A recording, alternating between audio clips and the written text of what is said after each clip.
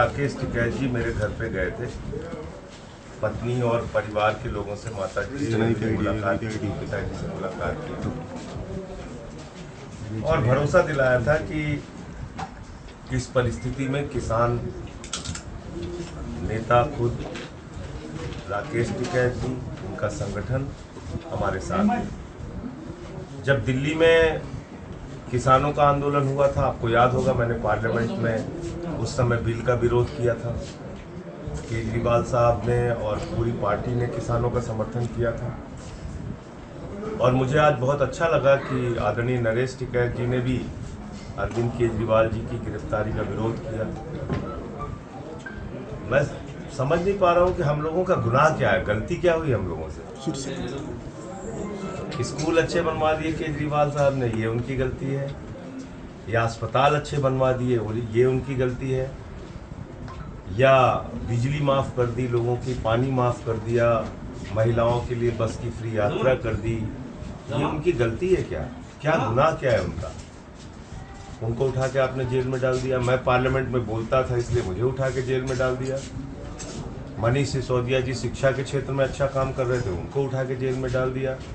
सत्येंद्र जैन जी मोहल्ला क्लिनिक का मॉडल लेके आए, उनको उठा के जेल में डाल दिया। मतलब करना क्या चाहते हैं आप कैसे देश को चलाना चाहते हैं? तीनों काले कानून के खिलाफ हमारे किसान भाई 1 साल तक सड़क पर बैठे रहे, आपको दया नहीं आई? 750 किसानों ने अपनी शहादत दे दी। आज तक उनको एमएसपी की गारंटी जो आपने कहा था कि 50% बढ़ाकर मुनाफा देंगे, आज तक आप नहीं कर पाए। स्वामीनाथन आयोग की रिपोर्ट लागू नहीं कर पाए। आप क्या कर रहे हैं इस देश के लोगों के साथ? अभी आपने गोलियां चलवाई हरियाणा पंजाब बॉर्डर पे, वहां एक किसान शहीद हो गया। तो ये ठीक नहीं है और इसलिए हम लोगों ने तय किया है कि भाई हम तो लड़ेंगे इनसे, हम इनसे संघर्ष करेंगे और भारत के लोकतंत्र को बचाने के लिए, संविधान को बचाने के लिए। आपने देखा अयोध्या के सांसद लल्लू सिंह कह रहे हैं संविधान बदलना है। आनंद हेगड़े इनके पूर्व केंद्रीय मंत्री कह रहे हैं संविधान बदलना है। ज्योति मिर्धा जी कह रही हैं संविधान बदलना है। अरुण गोविल जी का बयान आया संविधान बदलना। आप संविधान बदलना चाहते हैं देश का, जो बहुत मुश्किल से बना, जिसमें देश के शोषित, वंचित, पिछड़े, दलित वर्ग के लोगों को आरक्षण की व्यवस्था है। आप चुनाव ही खत्म कर देंगे इस देश में। तो इसलिए ये चुनाव बहुत महत्वपूर्ण है 2024 का।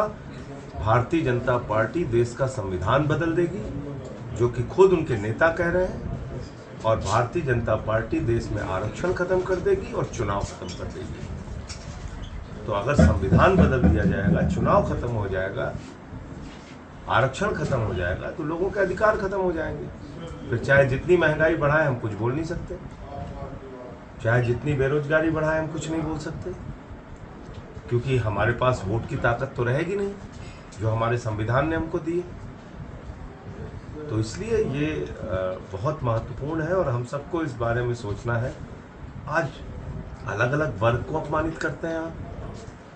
इनके एक नेता है, वो क्षत्रिय समाज के लोगों के बारे में टिप्पणी कर रहे हैं, उनकी बहू बेटियों के बारे में टिप्पणी कर रहे हैं। ये क्या है? आप बहू बेटियों के बारे में टिप्पणी कर रहे हैं क्षत्रिय समाज के? इतना आपका अहंकार और इतनी तानाशाही आपके दिमाग पे सवार हो गई है। तो मैं, जो केंद्रीय मंत्री रूपाला जी ने जो बयान दिया है क्षत्रिय समाज को लेकर और उनके बहू बेटियों को लेकर, मैं सावधान करना चाहता हूँ पूरी की पूरी भारतीय जनता पार्टी को। इस प्रकार की भाषा कतई बर्दाश्त नहीं की जाएगी और सूद समेत इसका जवाब दिया जाएगा। ये काम मत कीजिए, आप समाज को अपमानित करने का काम मत कीजिए।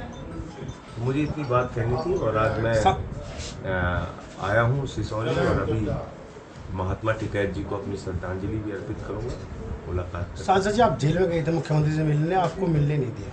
हाँ, ये भी एक तानाशाही है। आज आप सोचिए कि बड़े बड़े खूंखार अपराधियों को भी सामान्य कैदी की जो सुविधाएं हैं वो मिलती हैं। दिल्ली के 3 बार के निर्वाचित मुख्यमंत्री को उनकी पत्नी से शीशे के आर पार बातचीत करने की इजाजत है, सामने बैठ के मुलाकात नहीं कर सकते। पंजाब के मुख्यमंत्री आज गए, उनको भी शीशे के आर पार देखने की इजाज़त थी, सामने बैठ के मुलाकात की इजाज़त नहीं थी। अरविंद एक केजरीवाल राज्य के मुख्यमंत्री, मैं तो पूछ रहा हूँ तिहाड़ के प्रशासन के इतिहास में आप बताइए कब ऐसा हुआ है कि एक राज्य के निर्वाचित मुख्यमंत्री को दूसरे राज्य के निर्वाचित मुख्यमंत्री से खूंखार अपराधियों को भी जो अधिकार है वो अधिकार उनको नहीं दिए गए और इस तरीके से उनकी मुलाकात कराई जा रही है। तानाशाही है इस देश में, और किसको आप तानाशाही कहेंगे? एक आदिवासी समाज के बड़े नेता और झारखंड के मुख्यमंत्री को पकड़ के आप जेल में डाल देते हैं। लोगों के बीच में सबसे लोकप्रिय मुख्यमंत्री अरविंद केजरीवाल को आप पकड़ के जेल में डाल देते हैं। संसद में हम लोग सवाल उठाते थे, हमको पकड़ के जेल में डाल दिया। सिसोदिया को, सत्येंद्र जैन को, कितने नाम बताऊं आप। ईडी ने 8000 छापेमारी की है, मात्र 0.5% उनका कन्विक्शन रेट है, यानी कि मात्र 0.5% लोगों पे अपराध सिद्ध कर पाए वो। क्या अप्रैल तो महीने आपने में जांच एजेंसियों का मतलब मजाक बना रखा है, खुलेआम आप दुरुपयोग कर रहे हैं। जांच एजेंसियां ऐसे बन गई हैं कि जैसे किसी के खिलाफ भी मुकदमे लिखो, उसको जेल में डालो, उनकी पार्टी तोड़ो, यही कर रहे हैं। अरविंद केजरीवाल जी को राहत मिलने की उम्मीद है कोई इस महीने? अरविंद देखिए, केजरीवाल माननीय सर्वोच्च न्यायालय में अब मामला है, मुझे पूरी उम्मीद है कि उनको न्याय वहां से मिलेगा और उनके खिलाफ कोई सबूत नहीं है। 12 बयान एक आदमी का लिया गया, 10 बयान में उसने केजरीवाल का नाम नहीं लिया, अंतिम 2 बयान में लिया शरद रेड्डी ने और उसको जमानत मिल गई।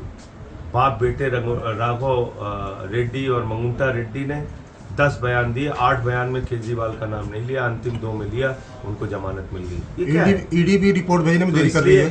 इसलिए जो शरद रेड्डी है उसने तो 60 करोड़ रुपए दिया रिश्वत बीजेपी को। जो शराब के घोटाले का किंगपिन जिसको ईडी ने कहा, उसने 60 करोड़ रुपए बीजेपी को रिश्वत दी है, साफ तौर पे दिख रहा है। तो इसको क्या कहेंगे आप? इस माहौल में भी दावा है 400 पार का। देखिए, वो तो 600 पार भी कह सकते हैं। अखंड भारत से उनकी सीटें आ सकती हैं, कुछ पाकिस्तान से, कुछ बांग्लादेश से, कुछ श्रीलंका से, कुछ अफगानिस्तान से, कहीं से भी सीटें। तो अगर 400 पार है तो ये क्यों कर रहे हैं? आप इतने दिन से पत्रकारिता कर रहे हैं, बहुत सारे नेताओं को आपने देखा होगा, जो चुनाव जीत रहा होता है वो झगड़ा करता है। आप बताइए मुझे, ये काम कौन करता है? जो चुनाव हार रहा होता है। चुनाव जीतने वाला नेता कभी भी फर्जी गिरफ्तारियां नहीं करता, बेबुनियाद आरोप लगा के अपने विपक्षियों को खत्म नहीं करता, अपनी सबसे बड़ी अपोजिशन पार्टी को उसका खाता सीज नहीं करता कांग्रेस पार्टी को। तो ये तो साफ तौर पे दिख रहा है कल। और हमने अखिलेश यादव जी से मुलाकात भी की थी अभी 2-3 दिन पहले, और हमने आश्वस्त किया है कि जहाँ भी इंडिया गठबंधन के प्रत्याशी हैं, कांग्रेस के, सपा के, इंडिया गठबंधन के लोगों को हम लोग सपोर्ट भी कर रहे हैं। कल बसपा सुप्रीमो मुजफ्फरनगर आई तो उन्होंने कहा कि पश्चिमी उत्तर प्रदेश को अलग राज्य बनाएंगे। बसपा सुप्रीमो, मैं उन पर कोई प्रतिक्रिया नहीं दूंगा। वो इतना ही कह सकता हूँ कि पूरी तरह से वो भारतीय जनता पार्टी के कहने पर उनका पूरा संगठन काम कर रहा है। अच्छा, पहले चरण की वोटिंग है 19 तारीख को, लेकिन आप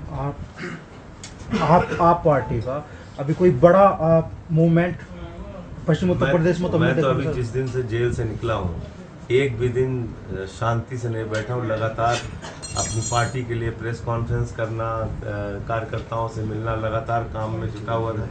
जैसे ही खाली हुआ सबसे पहले यहाँ पे आया हूँ और अन्नदाताओं के, किसानों के सबसे बड़े नेता के घर पे आया हूँ महात्मा जी को श्रद्धांजलि देने के लिए। और जो 2 हमारे बड़े नेता किसानों के हैं पूरे देश में, जिनकी अपनी पहचान है, वो नरेश टिकैत जी, राकेश टिकैत जी, उनसे मुलाकात करने के लिए और आभार व्यक्त करने के लिए आया हूँ।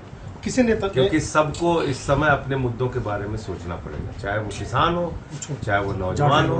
महंगाई का सवाल, बेरोजगारी का सवाल, किसानी का सवाल, सब लोग सोच के वोट दें लोकतंत्र में।